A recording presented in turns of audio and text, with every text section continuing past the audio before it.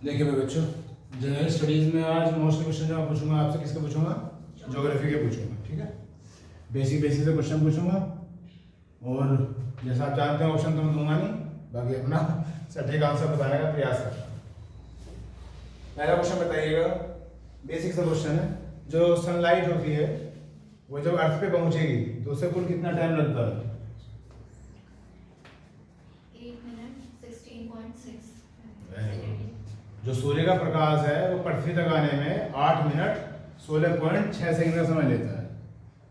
8 minute 16.6 second. कहीं कहीं ये 17 सेकंड भी लिखा रहेगा तो कहीं कहीं ये 16 सेकंड भी लिखा रहेगा, लेकिन जो एग्जैक्टनेस होती है वो थोड़ी सी ये होती है। तो क्वेश्चन क्या था? सूर्य का प्रकाश पृथ्वी तक आने में कितना समय लेगा? How much time will be taken for the sunlight coming to the earth? 8 minute 16.6 second. Next question बताइएगा। फिजिक्स में आपने पढ़ा था और मैंने पढ़ाया भी था। दो इक्वेशन होती हैं, दो प्रोसेस होते हैं। एक तो बोलते हैं नाभिकीय संलयन, एक को बोलते हैं नाभिकीय विखंडन। नाभिकीय संलयन को इंग्लिश में क्या कहते हैं? Nuclear fusion. Nuclear fusion. और नाभिकीय विखंडन को न्यूक्लियर फिजन। Nuclear fission. तो इन दोनों में से किसी एक की वजह से सन के अंदर लाइट होती है। ठीक है भाई, सन में लाइट है, वो कभी खत्म ही नहीं हो रही, लगातार बन रही है, आ रही है। एंड पॉइंट तो उसका भी बता रखा है, लेकिन फिलहाल अभी तो चल ही रहा है मामला। तो इन दोनों में से कौन सी इक्वेशन ऐसी है, कौन सा नाम ऐसा है इक्वेशन का जिसकी वजह से सनलाइट बराबर बनी हुई है? नाभिकीय संलयन। नाभिकीय संलयन, nuclear fusion. Nuclear fusion Hindi में क्या बोला मैंने अभी? नाभिकीय संलयन। अब ये बताइए होता क्या है? कुछ भी जानकारी रखते हो बताओ, गलत हो सही हो बात की बात है, जो मन में आए बोलो। नाभिकीय संलयन क्या होता है? What is nuclear fusion? Science में भी पढ़ते हैं, ज्योग्राफी में भी आता है, उसलिए आता है। तो ये सनलाइट का कारण ये है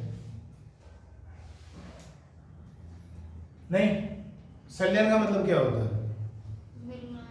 मिलना। अगर मान लिया कुछ ऐसे न्यूक्लियस हों, हल्के हल्के नाभिक, जैसे आपको पता है ना हाइड्रोजन, हाइड्रोजन के 3 समस्थानिक होते हैं। There are 3 isotopes of hydrogen. Term में से टर्म निकलती रहती है तो मुझे एक्सप्लेन करना पड़ता है। अभी ये आ गया क्या? आइसोटोप्स। अब मैं आइसोटोप्स पूछूंगा पहले। समस्थानिक क्या होते हैं? What are isotopes? जिनके एटॉमिक नंबर सेम हो और एटॉमिक मास डिफरेंट हो, है ना।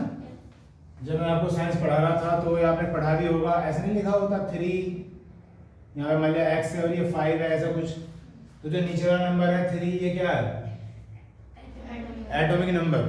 इसे हिंदी में क्या बोलते हैं? परमाणु क्रमांक। और ऊपर वाला क्या होता है? Atomic mass. परमाणु भार बोल देते हैं हिंदी में, या बोल देते हैं द्रव्यमान संख्या, दो नाम होते हैं। तो मैं अभी बात कर रहा था समस्थानिक की, जिसे इंग्लिश में क्या कहते हैं? आइसोटोप्स। तो मैंने कहा आइसोटोप्स वो होते हैं, समस्थानिक वो होते हैं जिनके एटॉमिक नंबर सेम होते हैं। यानी कि ऐसे कोई दो नंबर ले लूं मैं जिनका तो 3 सेम हो, नीचे वाला नंबर सेम हो। जैसे मान लिया कुछ और लिख लेते हैं, मान लिया यहाँ 3 लिख दिया मैंने, यहाँ 7 लिख दिया। तो दोनों में आप देख रहे हो कि एटॉमिक नंबर दोनों में सेम है, तो ये दोनों क्या है? आइसोटोप्स है, समस्थानिक है। ठीक। तो मैं अभी कह रहा था कि नाभिकीय संलयन क्या होता है। तो नाभिकीय संलयन ये होता है कि अगर दो हल्के नाभिक आपस में जुड़ जाएं और एक बड़ा और भारी नाभिक बना दें, 2 light nucleus combined to each other and make a heavy nucleus, तो उस प्रोसेस को नाभिकीय संलयन कहते हैं। अभी आप शायद 1-2 दिन पहले की बात है, आपने ये इक्वेशन भी याद करी थी? नहीं करी थी? 1h1 1h2 ऐसा कुछ याद नहीं कर रहा था? आगे यार क्या थी इक्वेशन? हो 1h1 प्लस 1h2, ये दोनों कंबाइंड हो जाएंगे, क्या बनेगा बताओ? 2He4, क्या बनेगा? 2He4 बनेगा। प्लस फिर यहाँ आता है 0N1 plus 17.6 million electron volt. ये बैलेंस करनी पड़ेगी, बैलेंस नहीं है, बाकी मैं बैलेंस नहीं कर रहा अभी से। तो यहाँ ये बताया जा रहा है, यहाँ से आप एक काम करो, यहाँ 1s2 ले लो और यहाँ ले लो 1s3। हाइड्रोजन के 3 आइसोटोप्स होते हैं, नंबर 1 क्या होता है? प्रोटियम। प्रोटीन 1H1 होता है प्रोटियम। 1H2 क्या होता है? ड्यूटेरियम। और 1S3 क्या होता है? ट्राइटियम। हाइड्रोजन के 3 समस्थानिक होते हैं। एक तो ले लिया मैंने 1S2 और एक ले लिया 1S3। अब ये बैलेंस हो गया होगा, देखो 3 और 2 5, 4 और 1 1 और 1 2 + 0, तो इक्वेशन बैलेंस है। तो ये जो इक्वेशन है ये किसका एग्जाम्पल है? न्यूक्लियर फ्यूजन का एग्जाम्पल है। और इसमें कई बार एग्जाम में तो ये पूछा जा चुका है कि वहां से अगर एक रिएक्शन होती है तो कितनी एनर्जी रिलीज होती है? तो कितनी रिलीज होती है? 17.6 मिलियन इलेक्ट्रॉन वोल्ट। मिलियन तो समझते हो क्या होता है मिलियन? 10 की पावर 6 मतलब 10 लाख। 1 मिलियन का मतलब 10 लाख, 10 की पावर 6। और जूल हो गया, कैलोरी हो गया, इलेक्ट्रॉन वोल्ट हो गया, ये सब यूनिट किसकी होती हैं? एनर्जी की।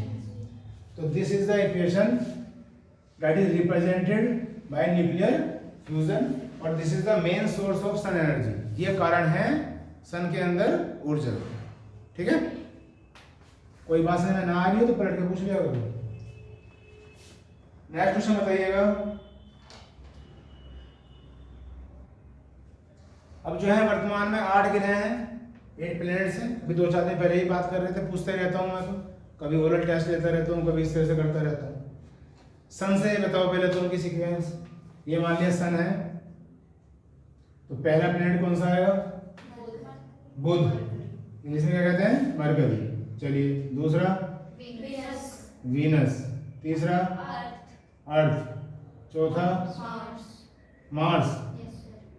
श्योर हो? इनको कंफ्यूजन तो नहीं है कुछ? आगे चलो। जुपिटर,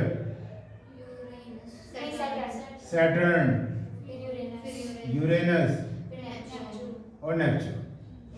तो 8 ग्रह हैं। एक बार हिंदी में ही बोल देता हूँ इन्हें। ये क्या है? सन। सूर्य से हो गया है तो। अच्छा, सूर्य क्या होता है? एक तारा।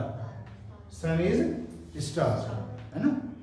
बहुत सारी बॉडी हैं, स्टार हैं, मेटेरियल्स हैं, कॉमेट्स हैं, उल्का पिंड वगैरह, है ना, ग्रह हैं, उपग्रह हैं। तो सन ये क्या है? स्टार। चलिए, अभी 8 ग्रह बताया आपने। M4 क्या बताया? मरकरी, हिंदी में बुध। ये वीनस, हिंदी में शुक्र। ये अर्थ यानी कि पृथ्वी। ये मार्स दैट मीन्स मंगल। ये बृहस्पति यानी कि जुपिटर। ये सैटर्न यानी कि शनि। ये यूरेनस मतलब अरुण। और ये नेपच्यून मतलब वरुण। ठीक, इससे पहले भी ये ग्रह हुआ करता था, 9 ग्रह हुआ करते थे ना पहले। कौन सा? प्लूटो। अब प्लूटो ग्रह तो है नहीं। चलिए, क्यों नहीं है अभी देखेंगे, अभी पूछा जाएगा वो भी। प्लूटो फिलहाल ग्रह नहीं है, तो है तो वहीं, वहां से हटा थोड़ी है, लेकिन उसे ग्रह नहीं माना जाता। क्यों नहीं माना जाता वो भी बात करेंगे। फिलहाल अब इसका जो नया नाम बताया था मैंने वो क्या था? पहले तो इसे प्लूटो कहते थे, अब इसे प्लूटो नहीं कहना चाहिए, क्योंकि प्लूटो अगर बोलोगे तो आप इसे कहीं ना कहीं ग्रह मान रहे हो अभी भी। तो अब इसका एक नया नाम दिया था फिर साइंटिस्ट ने। क्या है वो? 134340। 1 इधर लिखो, 0 इधर लिखो, बीच में 3434 2 बार। ये अब इसका नया नाम है किसका? प्लूटो का। ठीक है, अब ये बताओ इसे कौन डिसाइड करता है कि कौन ग्रह है और कौन ग्रह नहीं है?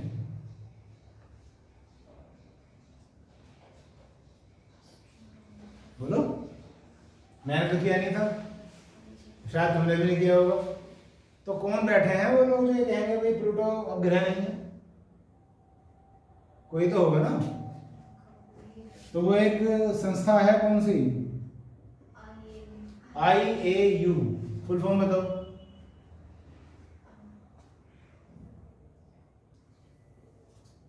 International astronomical unit. बहुत बढ़िया। यूनिट या यूनियन? यूनियन नहीं, यूनिट, यूनियन है। यूनियन माने संघ। ठीक, तो इंटरनेशनल एस्ट्रोनॉमिकल यूनियन ये एक संस्था है जो काम करती है कि क्या ग्रह है और क्या ग्रह नहीं है। तो यही डिसाइड करेगी। अच्छा, अब ये ग्रह नहीं माना जाता तो ग्रह होने की कुछ परिभाषा बना रखी होंगी अब बताओ क्या परिभाषाएं हैं ग्रह होने की? सूर्य तो ये वाला कि सूर्य के चक्कर लगाता हो। भाई ये तो होना ही चाहिए कि बॉडी जो भी है वो सूर्य का चक्कर लगाए। ये तो एक पहली बेसिक रिक्वायरमेंट है किसका? प्लेनेट होने के लिए। लेकिन ऐसे तो बहुत सारी बॉडी हैं जो सूर्य का चक्कर लगा रही है। आप 8 9 छोड़ो, पता नहीं कितने निकल जाएंगे, तो कुछ और भी होनी चाहिए साथ में। किसी अन्य ग्रह की कक्षा को ना काटता हो। दूसरी कंडीशन ये है, कक्षा का मतलब इंग्लिश में क्या होता है? ऑर्बिट। हर कोई ग्रह ऐसे चक्कर काट रहा है इस तरह से, लेकिन उसकी जो ऑर्बिट है कहीं ना कहीं फिक्स है। वो ऐसा नहीं है कि अपनी ऑर्बिट को भूल के या छोड़ के दूसरे की ऑर्बिट में घुस गया। ऐसा नहीं होना चाहिए। अगर ऐसा हो रहा है तो हम उसे ग्रह नहीं मान सकते।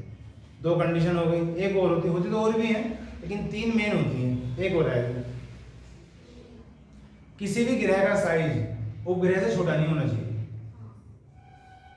क्योंकि उपग्रह छोटा है, दैट मीन्स सैटेलाइट छोटा है किससे? प्लेनेट से। तो किसी भी उपग्रह का जो साइज है ग्रह से छोटा नहीं होना चाहिए। अगर इन 3 कंडीशन में से कोई भी एक कंडीशन फेल हो जाती है तो ये संस्था उसे ग्रह नहीं मानेगी। तो इसने भी कुछ ऐसे करना शुरू कर दिया होगा, है ना? तीनों जरूरी नहीं है, तीनों में से कोई भी एक अगर हो जाए तो कौन, आपको क्या लगता है कौन सी फेल हुई होगी इन तीनों में से? ये वरुण की कक्षा को काटता है। ये जो लास्ट था क्या? नेपच्यून। इससे आगे कभी ये प्लूटो हुआ करता था। तो हर कोई घूम रहा है, लेकिन जब कभी बहुत समय हो जाता है, 100 साल, 150 साल, 200 साल, 250 साल, तो कहीं ना कहीं उनकी पोजीशन में या ऑर्बिट में थोड़ा बहुत चेंज तो आता ही होगा। तो हुआ क्या कि इसने इसकी ऑर्बिट को काटना शुरू कर दिया। ठीक है? ऑर्बिट को काटने से मतलब क्या हुआ? टक्कर नहीं लग रही है, एक निकल गया, दूसरा तब आया है, लेकिन ऑर्बिट को काटना शुरू कर दिया। तो जो डेफिनेशन बना रखी है IAU ने, वो फेल हो गई। जब वो फेल हो गई तो अब इसे प्लेनेट नहीं माना जाएगा और ये सिर्फ एक बॉडी बन के रह गई, जिसका एक नया नॉमिनेशन कर दिया गया, 134340। ठीक है? लेकिन अभी 5 दिन पहले की बात है, मैं न्यूज़पेपर पढ़ रहा था, तो उसमें ये लिखा हुआ था कि प्लूटो पे भी जीवन की संभावना है और साइंटिस्ट अभी रिसर्च कर रहे हैं। कुछ संकेत ऐसे मिले हैं कि वहां भी जीवन संभव है, और अगर ऐसा हुआ कि साइंटिस्ट अपनी रिसर्च पूरी कर पाए और ये पता करने में कामयाब हो गए कि वहां जीवन है और कितना है, तो शायद इसे फिर दोबारा से ग्रह का दर्जा देना पड़े। मतलब वो तो चीज एक है, लेकिन क्योंकि उस पर लाइफ मिल रही है, तो हो सकता है इसे फिर दोबारा से ग्रह मान के फिर इसमें दोबारा से स्टडीज करनी पड़े। ऐसा भी 5 दिन पहले न्यूज़पेपर में मैंने पढ़ा था। फिलहाल अभी तो ये क्या है, 134340 है, और क्यों है कैसे है मैंने आपको थोड़ा सा समझाया। ठीक है, चलिए आगे चलते हैं।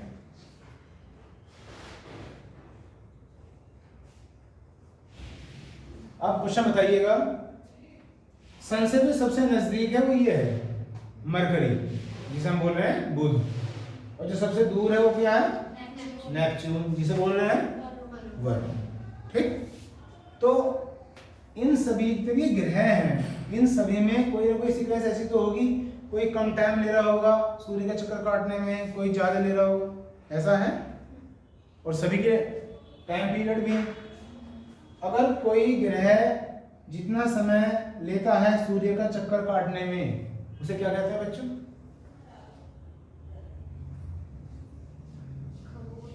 देखो जैसे मतलब आप टंग टाइड फील कर रहे हो ना, टंग टाइड समझ रहे हो? टंग टाइड नहीं समझ रहे? टंग टाइड का मतलब होता है कि दिमाग में मेरे आंसर तो है लेकिन मैं बोल नहीं पा रही, मैं बोल नहीं पा रहा। टंग टाइड मतलब किसी ने जीभ पकड़ ली, उसे टंग टाइड सिचुएशन कहते हैं। ठीक है, तो होता क्या है, मैं ऐसे कहता हूँ कि मतलब पढ़ पढ़ के हमने किताब तो खंगाल दी। अगर कोई मुझसे कहे ना कोई ग्रह के बारे में लिखवा दो या लिख दूँ, तो आप 1 पेज भर दोगे, लेकिन जब उनमें से कोई क्वेश्चन पूछेगा तो फिर जवाब देने में प्रॉब्लम है, मतलब क्या कहाँ से शुरुआत करूँ, कहीं गलत ना हो जाए, ये समस्या सामने आती है ना। क्वेश्चन तो सारे बेसिक ही पूछ रहा हूँ, कुछ अलग से कुछ पूछ नहीं रहा, बिल्कुल बेसिक क्वेश्चन है, कोई इसकी ज्योग्राफी है। क्या क्वेश्चन पूछा था मैंने? अगर कोई प्लेनेट सूर्य का चक्कर काट रहा है तो जितना वो समय लेता है उसे क्या कहते हैं? मैंने क्वेश्चन पूछा था, साइंस में भी पढ़ते हैं आप लोग। खगोलीय दूरी। नहीं बेटा, टाइम रेवोल्यूशन। ये तो है टाइम पीरियड। पता नहीं कहाँ जा रहे हो। टाइम पीरियड को हिंदी में क्या कहते हैं? आवर्तकाल, दोलनकाल कह देते हैं। कोई पूछे भाई टाइम पीरियड की डेफिनेशन क्या है, आवर्तकाल की परिभाषा क्या है, तो ये तो कहोगे क्या? एक चक्कर काटने में जितना लिया गया समय होता है उसे हम आवर्तकाल कहते हैं। The time taken in a round is said to be time period. It is represented by capital T and the unit is second. ये तो होता है। तो मैं कह रहा था कि मरकरी हो या नेपच्यून हो, इन सब का अपना टाइम पीरियड होता होगा। तो इस फिगर से आपको क्या पता चलता है किसका टाइम पीरियड कम होगा, किसका टाइम पीरियड ज्यादा होगा? मरकरी का कम होगा, नेपच्यून का ज्यादा होगा। आप कह रहे हो मरकरी का कम होगा, आप कह रहे हो मरकरी का अच्छा कम होगा। बोल रहे थे मैं ज्यादा सुना दिया था ऐसे। नेपच्यून का ज्यादा। नेपच्यून का ज्यादा होगा और मरकरी का कम होगा। कैसे पता चल रहा है आपको? सर क्योंकि मरकरी सन के क्लोज है और वो सीधी सी बात है, जो इसके इतने करीब है तो ये घूमेगी कम समय में, और जो जितना दूर है वो उतने ज्यादा टाइम लेगा घूमने। तो कोई क्वेश्चन अगर मान लिया आपसे ऐसे पूछ दे कि इनमें से कोई 4 ग्रह रख दे ऑप्शन में, और कोई कहे कि भाई इसका इनमें से किसका टाइम पीरियड सबसे ज्यादा है, तो ये जो आपकी सीक्वेंस है काम आ जाएगी।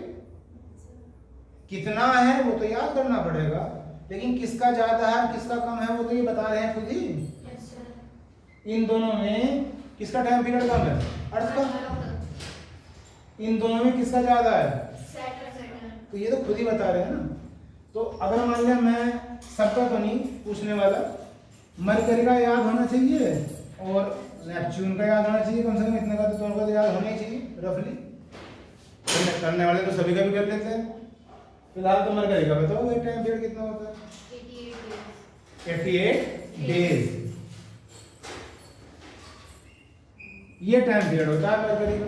88 दिन में एक चक्कर पूरा काट लेगा। किसका? सन का। अब यहाँ जो नेपच्यून, इसमें बताओ क्या याद आ रहा है? 165 ईयर्स। जब बुक में पढ़ोगे तो वहां लिखा आएगा 164.8, 164. लेकिन लगभग में आप इसे 165 भी कह सकते हैं। 165 साल है वर्ष। ये दिन थे, ये दिन थे ना, ये है वर्ष। 165 साल लगेंगे इसे एक चक्कर काटने में। ठीक है। अब ये बताओ जरा, हम पृथ्वी पे रहते हैं, पृथ्वीवासी हैं, और हमारा जो एक साल है 365 या 366 दिन में हो जाता है। तो जिसे हम एक वर्ष कह रहे हैं ये क्या होता होगा? सर ये भी यही है कि 365 डेज में इनफैक्ट उससे थोड़ा सा ज्यादा जो 366 पृथ्वी एक चक्कर पूरा कर लेती है सूर्य को। ये तो बात हुई।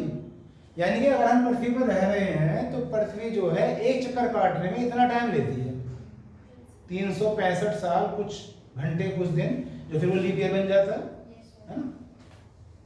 तो इसका मतलब क्या हुआ कि जो नेपच्यून में रहते होंगे एलियंस, ठीक, उनका जो एक साल होता है वो कितने साल के बराबर होता है? हमारे 165 साल के बराबर होता है। उनका एक साल जब होगा, और मरकरी में एक साल को हो जाएगा 88 दिन में हो जाएगा, है ना। वो एक अलग बात है कि एलियंस तो अभी केवल कोरी कल्पना ही है। हालांकि मैंने तो परसों के अखबार में ये भी पढ़ा था कि एलियंस प्रोग्राम कर रहे हैं पृथ्वी पर हमला करने का। एक साइंटिस्ट ने दावा किया है कि एलियंस का अभी तक तो हम सिर्फ वजूद ही ढूंढ रहे थे, लेकिन उसमें कोई ऐसा कहा है कि जिन लोगों ने एलियंस देखे हैं उनसे चर्चा की है, डिबेट की है, और उसने फिर अपना एक्सपेरिमेंट रिसर्च करके पता किया है कि एलियंस अटैक करने की योजनाएं बना रहे हैं पृथ्वी पर। बाकी कितनी सच्चाई है क्या नहीं है तो खैर समय बताएगा। अब जैसे मरकरी है, इन पे तो लाइफ पॉसिबल नहीं है। अगर मैं मरकरी की बात करूं तो टेम्परेचर में बहुत ज़्यादा डिफरेंस है। दिन अत्यधिक गर्म होते हैं वहाँ और रातें अत्यधिक ठंडी होती हैं। दिन में जो टेम्परेचर पहुंच जाएगा 160 170 डिग्री सेल्सियस पहुंच जाएगा, और रात हो जाएंगी 450 डिग्री सेल्सियस ठंडी, -450 डिग्री सेल्सियस। तो टेम्परेचर का डिफरेंस ही 600 डिग्री सेल्सियस का है। तो लाइफ कैसे होगी? पॉसिबल ही नहीं है ना। लेकिन मैं तो एक बात कह रहा था कि भाई 1 ईयर क्या होता है। ठीक,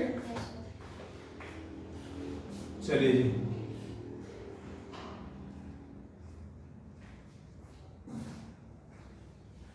नेक्स्ट क्वेश्चन बताइएगा।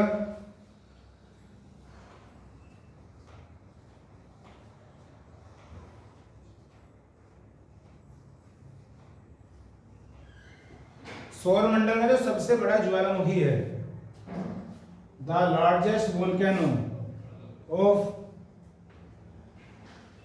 सोलर सिस्टम, सौरमंडल का सबसे बड़ा ज्वालामुखी, उसका नाम क्या है और वो कौन से ग्रह पर है, ये बताने का प्रयास करें।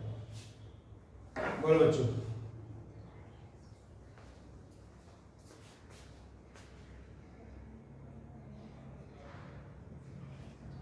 नहीं, नाम याद ना आ रहा हो, ग्रह कौन से ग्रह पर याद आ रहा हो?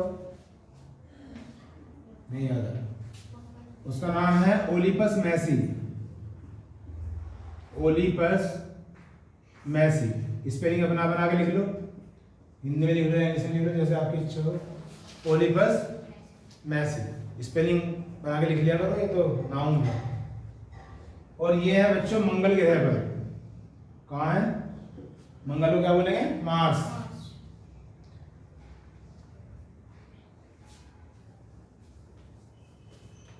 ओलिपस मैसी।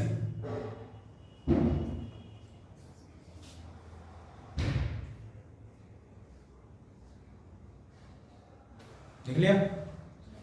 फिर एक बार बताइए कि सौरमंडल का यानी सोलर सिस्टम का सबसे ऊंचा पर्वत कहाँ है, उसका नाम क्या है? ये क्या था? ज्वालामुखी, वोल्केनो। अब मैं पूछ रहा हूँ माउंटेन, सबसे ऊंचा पर्वत कहाँ है और उसका नाम क्या है? उसका नाम है बच्चों निक्स ओलंपिया। इस बार इंग्लिश में लिख देता हूँ, बाकी मैंने कह दिया कि स्पेलिंग के चक्कर में ना पढ़ेगा करो, स्पेलिंग जब इंग्लिश पढ़ा करो तब देखा करो ग्रामर वगैरह। ये तो नाम है सब, निक्स ओलंपिया। ये भी मंगल पर ही है, ये भी मार्स पर है। तो ये तो डाउट ही खत्म हो गया, दोनों के दोनों कहाँ हैं? मंगल पे ही है, मार्स पे। सबसे ऊंचा ज्वालामुखी भी और सबसे ऊंचा पर्वत भी। ठीक है, किसका? सौरमंडल की बात हो रही है, पृथ्वी की बात नहीं हो रही है। ठीक है, सौरमंडल जब हम कहते हैं क्या मतलब है उसका? जिसमें सारे ग्रह हैं। और जब हम अर्थ की बात कर रहे हो तो खुद एक ग्रह है ना, अंतर तो साफ। सौरमंडल में बहुत बड़ा हो गया, यहाँ तो सिर्फ एक अर्थ की बात हो रही है, एक प्लेनेट की बात हो रही है। जब हम अर्थ की बात करते हैं तो आप जानते हैं कि सबसे ऊंचा पर्वत है कौन सा? Mount Everest. जानते हो? पृथ्वी पर जो सबसे ऊंचा पर्वत है वो है माउंट एवरेस्ट। कहाँ पे? नेपाल। ऊंचाई कितनी है? 8,850 वेरी गुड। पहले हुआ करती थी 8,848 मीटर। अब नए सैटेलाइट ने नए सिग्नल भेजे हैं, कहा है 8,850 मीटर है। इससे पता चलता है कि पर्वत भी बढ़ते हैं। जब मैं आपको एक वो पढ़ा रहा था, क्या अरावली माउंटेन सीरीज पढ़ा रहा था, तो मैंने आपसे कहा था कि पर्वत भी इंसानों की तरह पहले बढ़ते हैं, फिर रुक जाते हैं और फिर घटने शुरू हो जाते हैं। थोड़ा सा हिंट दूं, जैसे माउंट आबू। माउंट आबू क्या है? एक हिल स्टेशन है। कहाँ पे है? राजस्थान में। तो वो अरावली की पहाड़ियों पर है। तो हिल स्टेशन क्यों कहलाते हैं? पब्लिक आएगी, घूमेगी, फिरेगी, तो वहाँ पे ऐसे पीक तो नहीं हो सकती ना, ऐसे क्या होगा, कुछ समतल होगा ना, प्लेन। तो जब वहाँ लोग जाते हैं तो सोइल इरोजन होता है, अपरदन, मिट्टी का कटाव होता है, तो वो घटने की अवस्था में है। और जो एक पीक ऊपर की तरफ जा रही है वो लगातार बढ़ती रहती है। फिलहाल माउंट एवरेस्ट अभी बढ़ ही रही है। इसे कह देते हैं, जो भूगोल के जानकार हैं कह देते हैं कि भाई अभी तो ये युवा अवस्था में है, मतलब बढ़ रहा है अभी तो। तो अगर मैं नेपाल की इसकी माउंट एवरेस्ट की बात करता हूँ बच्चों, तो 8,800 लगे। आप उनका भी रिवीजन करवा दो। दूसरे नंबर पे कौन सी है? K2, जिसे गोल्डविन ऑस्टिन कहते हैं। ऊंचाई बताओ।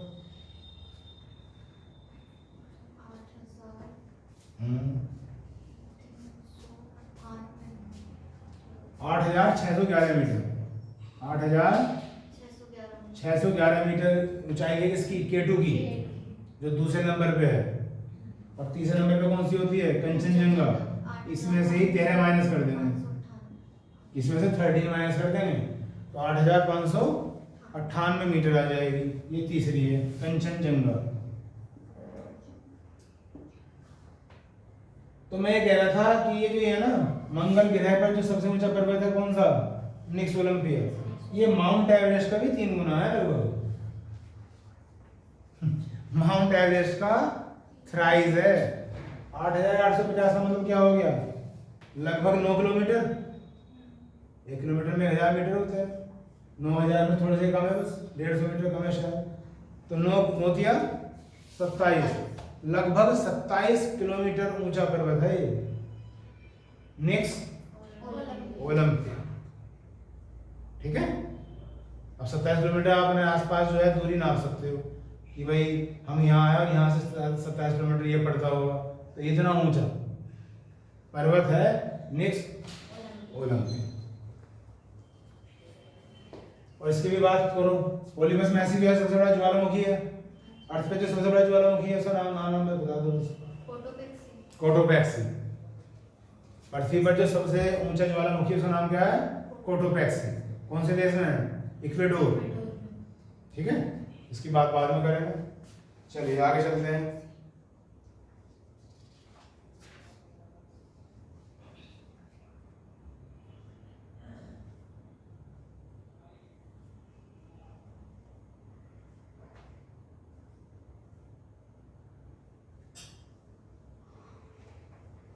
उसका बताइए बच्चों, सुपर मून क्या होता है?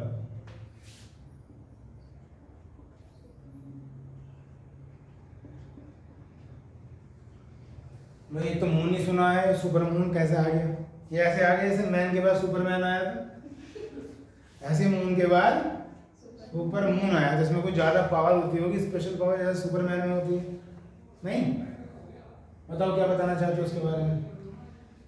सुपरमैन या सुपर मून? Super moon. चलो जी, क्या होता है सुपर मून?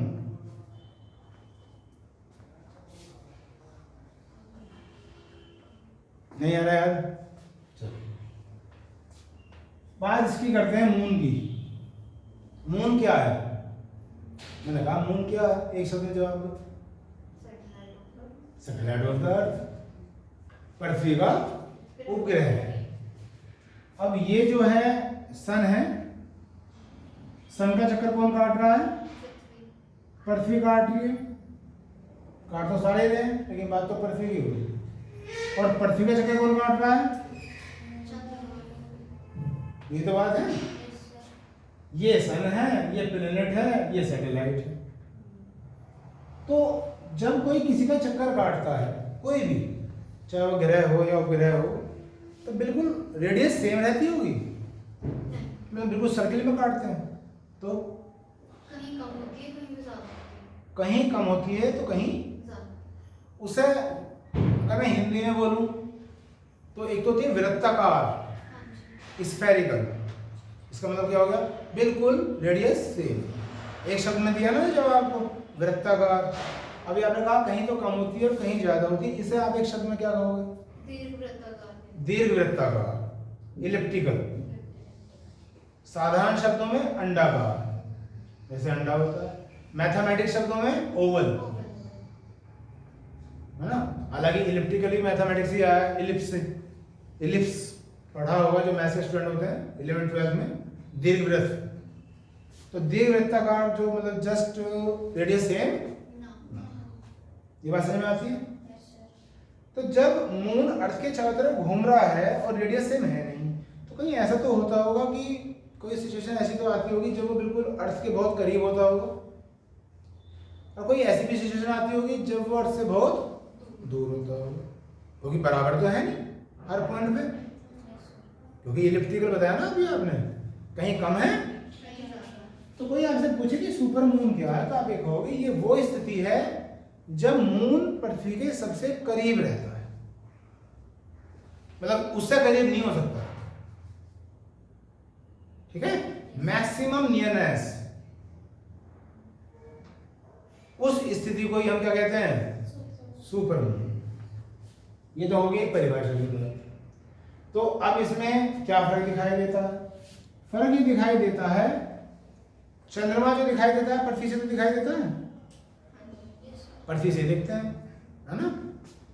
तो जब ऐसी स्थिति आएगी ना, उस दिन चंद्रमा 14% बड़ा दिखाई देगा रोज की तुलना से।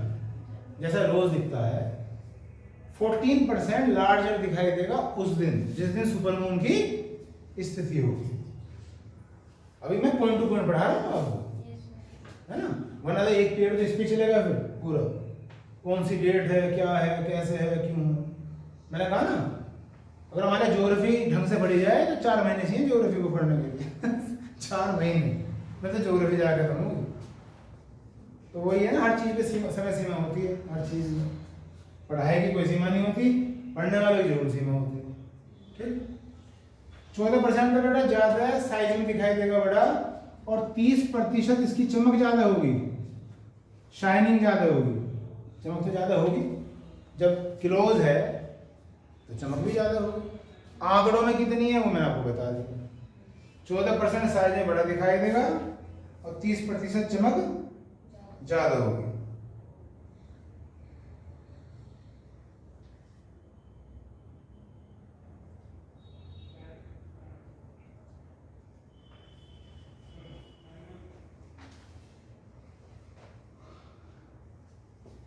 हो गया? चलिए अगला पॉइंट है आसान सा, जो आप जानते हो, शूद्र ग्रह। ये तो मुझे उम्मीद है बता ही दोगे। शूद्र ग्रह को इंग्लिश में कहते हैं एस्ट्रॉइड्स। तैयार हो जाओ बताने के लिए, 2-4 लाइन जो भी बोलना चाहो। क्या बोलोगे शूद्र ग्रह के बारे में? बोलो बच्चों। ये होता है, देखो अभी मुझे याद पड़ रहा है, शायद 3 महीने पहले की बात, 3-4 महीने पहले की बात, मैंने लग के ज्योग्राफी कराई थी आपको, है याद? शायद 2-3 महीने तो लगे गए थे, करीब करीब, मतलब ये हाल हो गए थे, पढ़ते पढ़ते बोर हो गए थे, ज्योग्राफी। और जैसे गैप आया ना 3-4 महीने का, तो बेसिक से क्वेश्चन सब साफ हो जाते हैं। जीएस में अक्सर ये प्रॉब्लम होती है, लगातार रूटीन चाहिए, लगातार हैबिट। कुछ नहीं पता चल रहा है शूद्र ग्रह क्या है, कुछ भी नहीं पता चल रहा है। एक लाइन में 4 लाइन की बात कर रहा था, एक लाइन मिल जाती। ये मंगल और बृहस्पति के बीच में होता है। बिल्कुल सही, चलो एक लाइन सही बताइएगा। तो यहाँ गैप भी है थोड़ा सा ना, वो गैप मैंने इसलिए बनाया था कि बाद में शूद्र ग्रह आ सके। इस तरह से यहाँ पे कुछ पार्टिकल दिखाई देंगे, कहीं बुक में देखो या कहीं भी देखो आप। ये जो पार्टिकल हैं ये मंगल और बृहस्पति के बीच में ही मिलेंगे, बिटवीन मार्स एंड, यही शूद्र ग्रह है, यही एस्ट्रॉइड है। चलो ये तो बात हो गई। अब यहाँ क्वेश्चन ये आया कि भाई ये एस्ट्रॉइड है क्या? नाम तो तुमने दे दिया था, शूद्र ग्रह क्या है? तो जो खगोल शास्त्री हैं, खगोल के जानकारों ने कहा है कि कहीं ना कहीं घर्षण की वजह से, घर्षण मतलब फ्रिक्शन, फ्रिक्शन समझते हो? कोई भी चीज चल रही है, कोई भी चीज घूम रही है, कहीं ना कहीं फ्रिक्शन तो है। वो एक अलग बात है, कम है या है जरूर, है ना। तो उसकी वजह से कहीं ना कहीं इनके टुकड़े, किनके, ग्रहों के, उनसे थोड़े बहुत अलग होते रहते हैं, कटते रहते हैं, फटते रहते हैं। कहीं चलो ग्रह भी नहीं है, इनके बीच में कोई और बॉडी भी होगी, ग्रह ही थोड़ी है, उनसे कहीं ना कहीं थोड़ी बहुत टक्कर वक्कर लग रही होगी। तो वे जो छोटे छोटे टुकड़े हैं, इंग्लिश में डेब्रिस कह देते हैं, डेब्रिस। डेब्रिस का मतलब होता है कि अनजाने में कुछ इकट्ठा हो जाना, है ना। जैसे अलग अलग साइंस में अलग अलग वर्ड्स होते हैं, कंप्यूटर में जंक फाइल्स कह देते हैं। आप इंटरनेट इस्तेमाल कर रहे हो तो उसमें एक टेम्परेरी होल्डर होता है, उसमें बहुत सारी फाइल्स अपना भी बन जाती हैं, उन्हें हमारे जंक फाइल्स कह देते हैं, इंग्लिश में उन्हें डेब्रिस कह देते हैं। ज्योग्राफी में उन्हें एस्ट्रॉइड्स कह देते हैं, मतलब सबका एक ही है। तो ये बन जाते हैं, और ये भी अब इनकी साथ ही सूर्य का चक्कर काट रहे हैं। ठीक है, ये तो हो गए शूद्र ग्रह। अब इसका भाई कुछ फायदा होता है पृथ्वी वालों का, नुकसान होता है, ये भी जरूर है। फिर कोई चीज़ है जो फायदा होती होगी या नुकसान या न्यूट्रल पड़ी हुई है, तो फिर देखा गया कि कभी कभी ऐसा होता है कि इनमें से कोई एक टुकड़ा, ये तो बहुत छोटे से बना देना ना डॉट से, ये डॉट भी ऐसे होते हैं कि मतलब एक आधे सैर को तो लेके मरेगा ये इतने बड़े बड़े होते हैं, यहाँ से डॉट से दिख रहा है। तो कहते हैं कि जब कभी कोई इनमें से एक टुकड़ा पृथ्वी की तरफ आता है, पृथ्वी भी ज़्यादा दूर नहीं है बेचारी, यदि पृथ्वी है ना, यहाँ से कोई एक टुकड़ा यहाँ पे आता है पृथ्वी पर, तो एक भयानक विस्फोट होता है, बहुत बड़ा गड्ढा बन जाता है।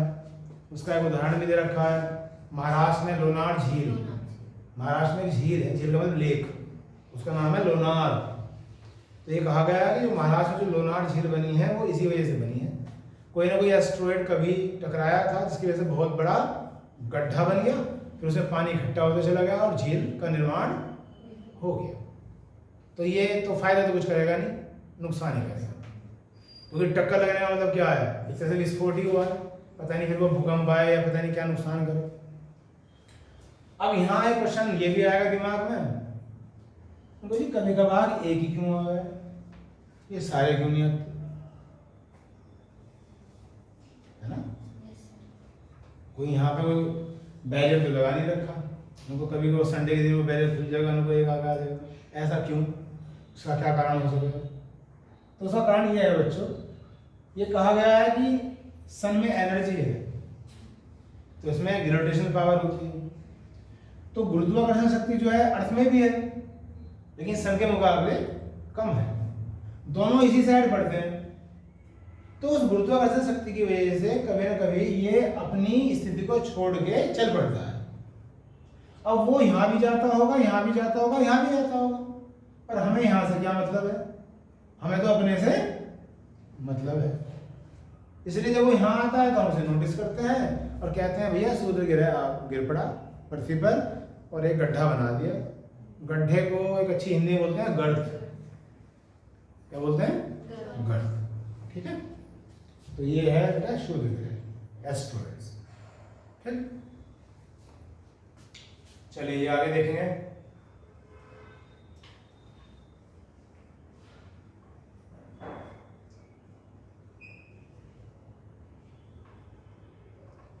अगला शब्द है उपसोर।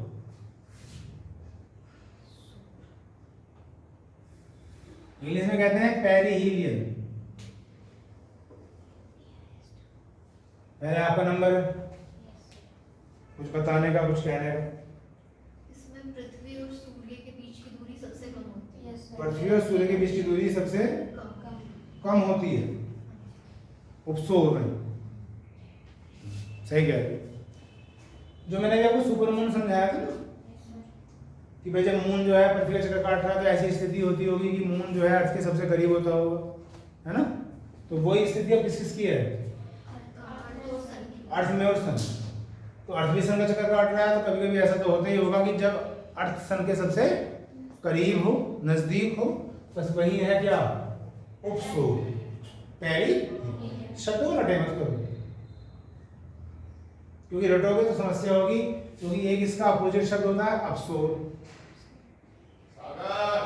ये क्या होता है इंग्लिश में, एपीहीलियन। हिंदी हो इंग्लिश हो पूरी पकड़ बना के रखो, कहीं से कहीं तक कोई भी कंफ्यूजन नहीं हो सकता। एपीहीलियन। अब ये तो हमें पता है कि एक तो नजदीक है तो दूसरा दूरी होगा सीधी सी बात, लेकिन एग्जाम में एक पूछ रहा है, ऑप्शन में दोनों है, और मैं सोचूंगा विवश निशान किस पे लगाऊं। तो गलती मेरी ये रही कि मैंने इन शब्दों को नहीं सीखा, बस याद करके बैठ गया। एक तो शॉर्ट था, एक अपसोर। अगर मैं इन शब्दों पे फोकस कर लेता ना तो मैं आज इस स्थिति में ना फंसता। तो शब्दों को समझो। सौर का मतलब क्या हो गया, सूर्य। अब जब मैं हिंदी पढ़ाता हूँ आप लोगों को तो उसमें क्या होता है, उपसर्ग। तो ये उपसर्ग है, उप और अप, जिसे इंग्लिश में क्या कहते हैं, प्रीफिक्स।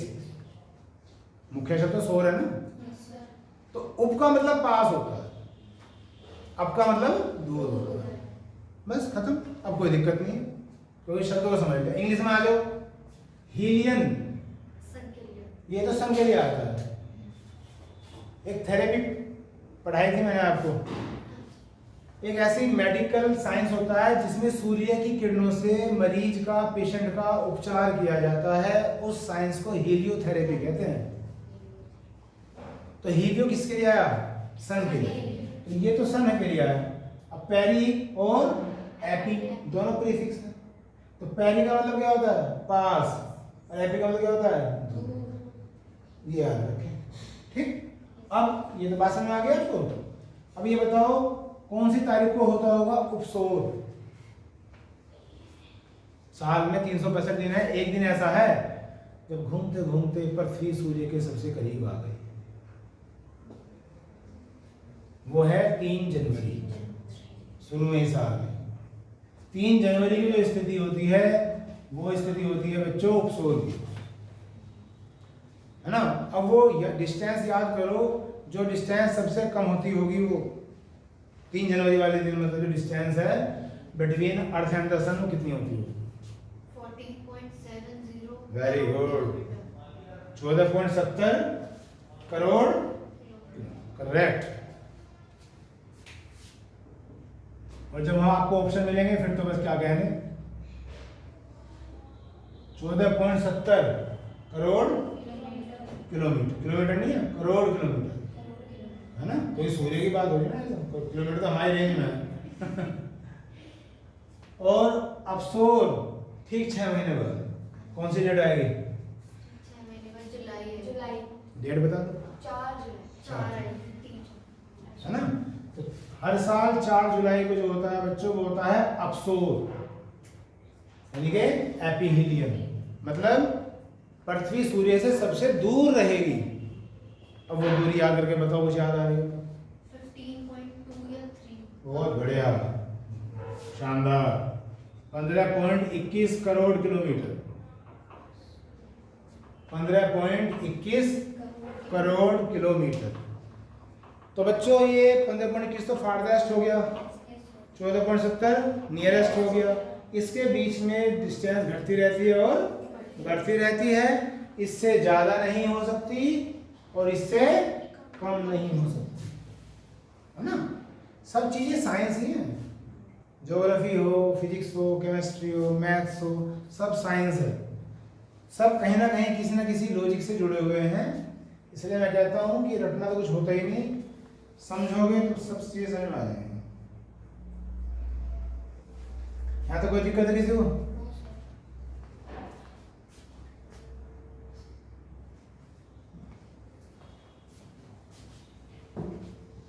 बस बच्चों स्पीड पे रहने दो, बाकी आया करें।